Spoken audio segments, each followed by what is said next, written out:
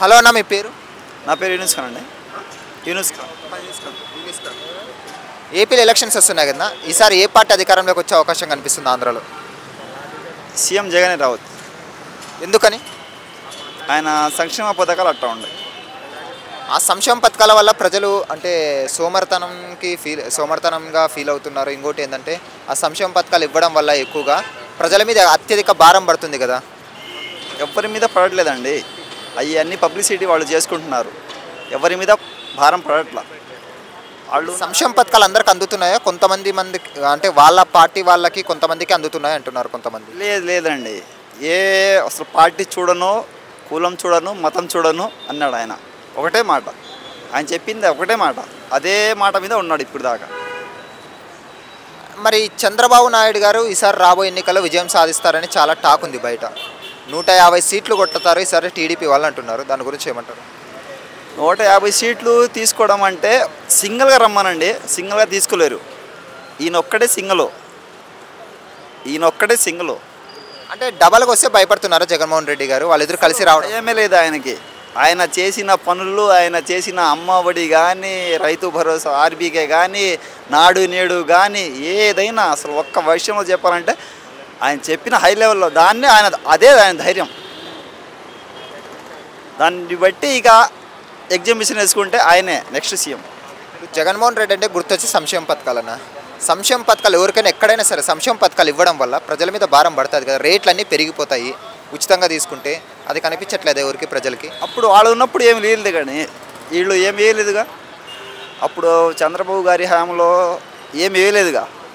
చంద్రబాబు నాయుడు హయాంలో డెవలప్మెంట్ జరిగింది అంటున్నారు, కానీ జగన్మోహన్ రెడ్డి గారి హయాంలో ఏ డెవలప్మెంట్ అభివృద్ధి జరిగిందంటారు? నాకు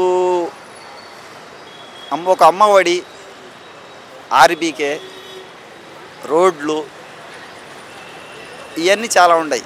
45 సంవత్సరాలకి డబ్బులు ఇచ్చేవాళ్ళు, 45 సంవత్సరాలు దాటిన వాళ్ళకి అందరికీ చాలా ఇస్తున్నారు. వాళ్ళే ఓట్లు వేస్తారు. ఇప్పుడు పవన్ కళ్యాణ్ గారితో కలిసి రావడం పట్ల 2014లో టీడీపీ జనసేన కలిసి వచ్చే విజయం సాధించారు. 2024లో కానీ కలిసి వస్తున్నారు కదా, ఈసారి కానీ విజయం సాధిస్తారు ఇద్దరు? లేదండి, అదే మైనస్ పాయింట్. చంద్రబాబు గారికి అదే మైనస్